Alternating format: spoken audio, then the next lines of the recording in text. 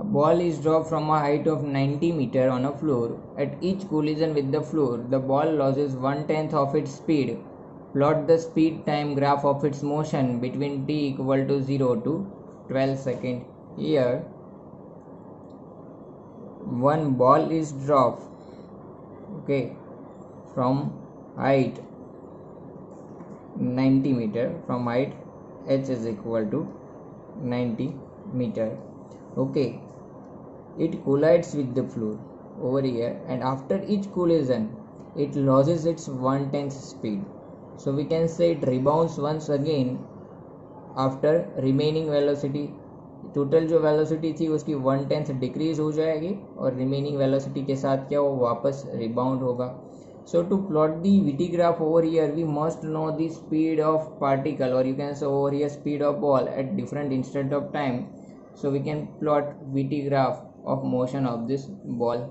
So first let's find, in first part of this problem, let's find the, we already overall divide this motion of this ball in three parts, okay. First, what we have to do, first we find the time taken by the ball to cover this distance h, or you can say to fall through a distance 90 meter.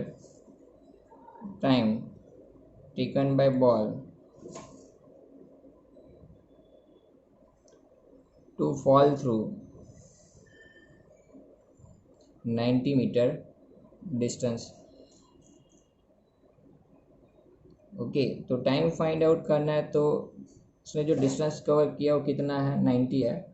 So x is equal to, we know that half a t square, initial speed 0 है तो एक ही जगह पे आप जी t square लिख सकते हो. x जो डिस्टेंस कवर किया that is nothing but h, so you can write h is equal to half g t square also, that is 90 is equal to half g, we can take over here 9.8, so 9.8 t square. So t is equal to, you can say, under 2 into 90 divided by 9.8.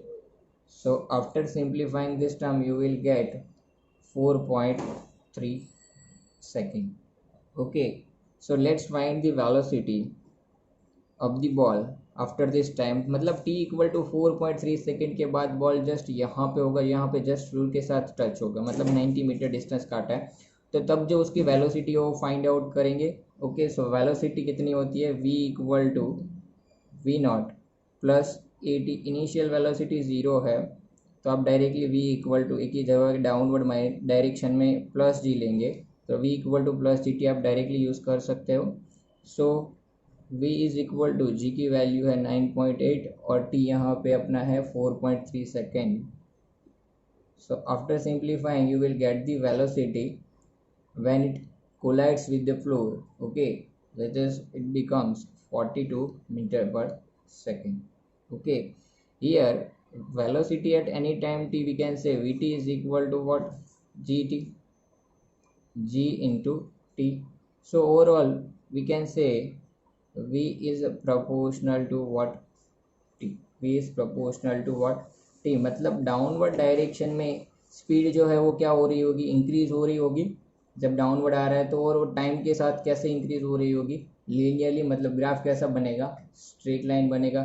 जैसे कि g constant होता है तो constant acceleration vt graph क्या बनेगा, straight line बनेगा, ठीक है. चलो, so we can say here for downward motion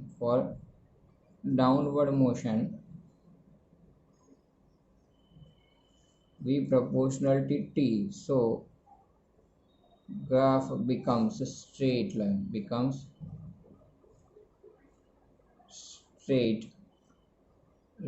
graph कैसा बनेगा, स्ट्रेट लाइन बनेगा, ठीक है. चलो, तो यहाँ पे जब पहुँचा है तो उसकी वेलोसिटी कितनी है, 42 मीटर पर सेकेंड. तब जो वेलोसिटी हो कितनी है, 42 मीटर पर सेकेंड.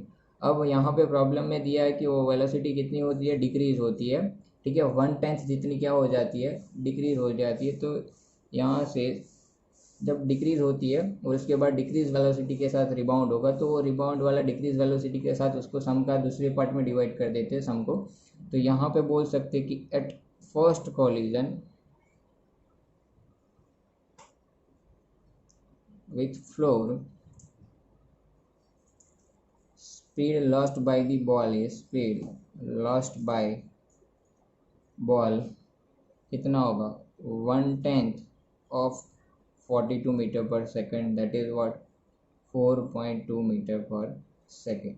अब इतनी लॉस हो गई तो बची कितनी वो भी फाइंड आउट करना है हमें। क्या करना है, कितनी वेलोसिटी बच गई है वो भी फाइंड आउट करेंगे। सो यहाँ पे we can say 10 ball rebounds with a speed 10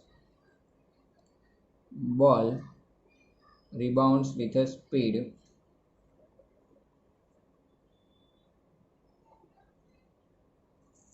42 में से कितना सब्ट्रैक्ट हो गया, इतना लॉस हो गया यानी कि 4.2। ठीक है, 420 में से 4.2 जितना क्या हो गया लॉस हो गया, तो बचेगा कितना 4.2 निकालेंगे तो कितना आएगा 37.8 metre per second. So I can say the ball rebounds with a speed 37.8 metre per second square. Okay, so for upward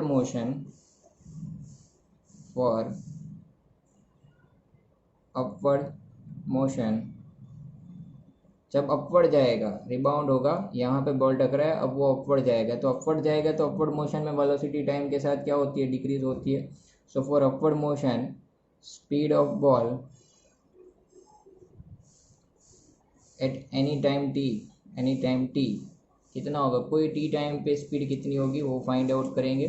ठीक है, तो टी टाइम पे स्पीड फाइंड आउट करनी है तो कितनी होगी, चलो वो फाइंड आउट कर लेते। Speed at any time t is we can say Vt is equal to V0, upward motion है माइनस Gt।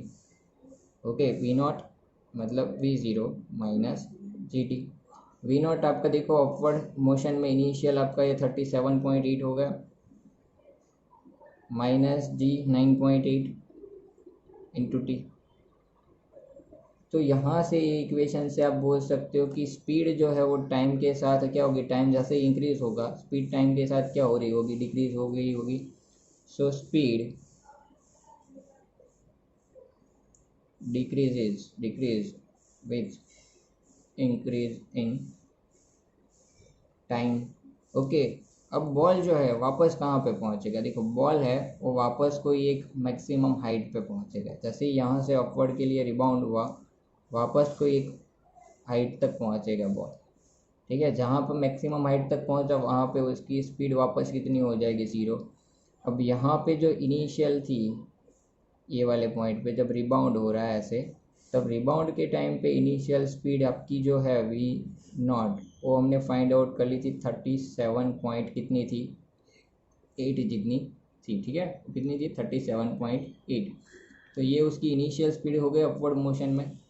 ठीक है, चल तो ये अभी इसमें टॉप मतलब जहाँ पे मैक्सिमम हाइट पे पहुँचता है तब वो टाइम पे हम लोग क्या बोल सकते हैं, उसकी स्पीड क्या होती है 0 हो जाएगी।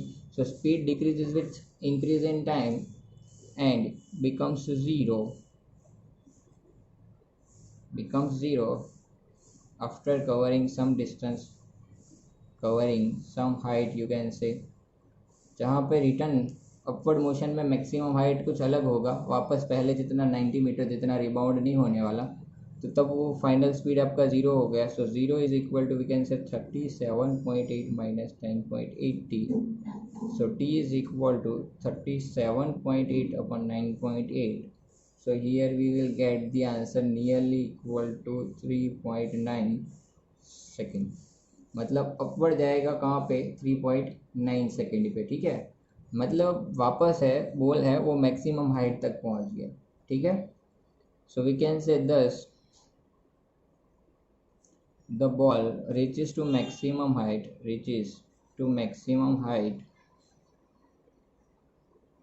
okay highest point मतलब reaches to highest point okay again drop हुआ था वो उसका हाईएस्ट पॉइंट था, वापस रिबाउंड होके हाईएस्ट पॉइंट पे पहुंच गया।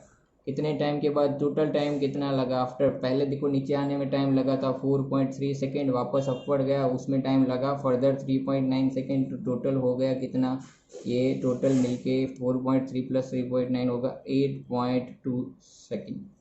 तो 8.2 सेकेंड के बाद बॉल है वो वापस मैक्सिमम हाइट तक पहुंच गया। हमें 12 सेकेंड तक ग्राफ को क्या करना है, प्लॉट करना है। ठीक है, अब जो ये हाईएस्ट पॉइंट तक पहुंच गया तो हाईएस्ट पॉइंट पे वापस देखो, वापस हाईएस्ट पॉइंट पे क्या होता है, उसकी स्पीड क्या होती है, 0 होती है। अब बॉल कहाँ पे आएगा, नीचे आएगा, ठीक है। तो यहाँ से तीसरा part, so we can say at highest point what happens at highest point, speed of ball is what, 0, and it again starts falling, it again start falling, okay, with a speed, you can say with a speed v equal to v naught plus gt, v naught 0 है तो gt, तो वापस v proportional t, वापस नीचे आएगा। Speed देखो time के साथ क्या होगी, इंक्रीज होगी, okay. So speed increases linearly with time। तो देखो अब क्या हो क्या रहा है यहाँ पे, जब नीचे आ रहा है तो स्पीड इंक्रीज हो रही थी, अपवर्ड जा रहा था, स्पीड डिक्रीज हो रही है, वापस नीचे है, स्पीड वापस क्या हो रही है, इंक्रीज हो रही है। तो अब देखो यहाँ पे time of ascent equal to time of descent होता है, ठीक है। तो यहाँ पे ये प्रॉब्लम है, देखो यहाँ से यहाँ तक पहुँचने में जो टाइम लगा वो 3.9 सेकेंड था। तो वापस बॉल जब नीचे आएगा, बॉल जब वापस क्या होगा, नीचे आएगा, तो वापस नीचे आने में फर्दर कितना टाइम लगने वाला है उसको, और 3 पॉइंट वही हाइट से, ये हाइट से वापस ये नीचे आया, रिबाउंड होके ऊपर गया, फिर सेम हाइट से वापस बॉल क्या होगा, नीचे आएगा, तो फर्दर 3.9 सेकेंड लगेगा उसको नीचे आने में। ये नीचे आया, ये टोटल ये जो टाइम था वो 4.2 था, ये अपवर्ड जाने में 3.9, और वापस देखो time of ascent equal to time of descent, तो ये आपका टाइम भी फिर कितना होगा, 3.9 होगा। सो वी कैन से अगर तीनों का एडिशन कर देते हैं आप देखो यहाँ पे, तो ये एडिशन कितना हो जाएगा, 12 सेकेंड पे हम लोग पहुँच जाएंगे, ठीक है। कितना हो जाएगा, 12 सेकेंड पे हम लोग पहुँच जाएंगे। और ये टाइम तो अपना कितना था, 4.3 था, कितना था 4.3, तो ये 12.1 सेकेंड हो जाएगा, ठीक है। तो 12 सेकेंड तक हमें हमारा ग्राफ प्लॉट करना है तो हो जाएगा। सो यहाँ पे आगे बोल सकते हैं कि आपका time of ascent equal to क्या होता है, टाइम ऑफ डिसेंट होता है। तो वापस नीचे आने में जो टाइम लगेगा वो कितना होगा, फर्दर 3.9 सेकेंड होगा, ठीक है। So we can say here इस time of ascent is equals to time of descent. So what we can say, so next time interval in downward motion, so time to reach the floor again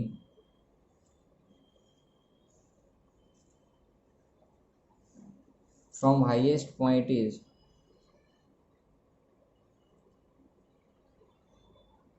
3.9 second, okay. So total time कितना हो गया, ठीक है, starting से। So total time from start कितना हो गया, total time from start,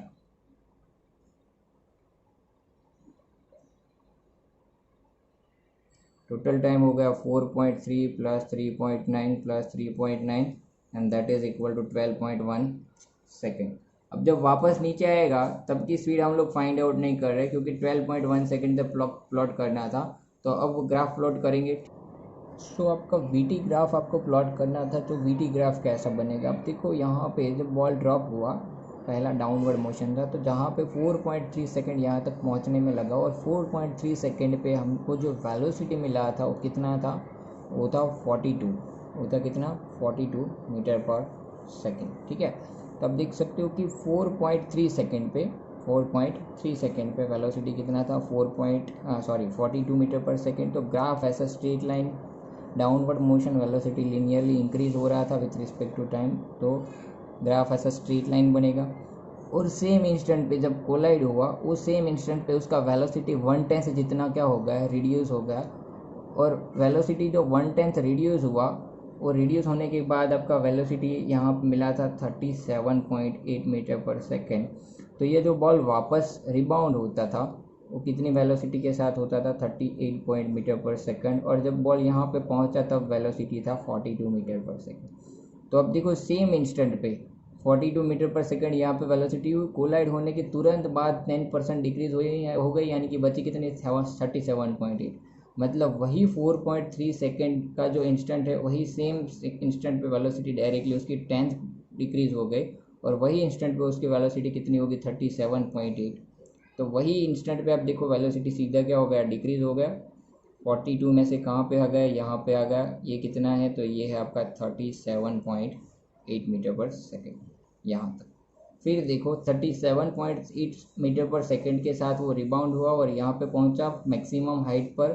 ठीक है, ये अपवर्ड मोशन की मैक्सिमम हाइट हाईएस्ट पॉइंट पे वापस पहुँच गया। तब जो वेलोसिटी मिला वहाँ पे फाइनल वो 0 होता है, और यहाँ पर पहुँचने का टाइम 4.3 प्लस 3.9 यानी कि 8.2 सेकेंड। तो 8.2 सेकेंड पे वेलोसिटी वापस 0।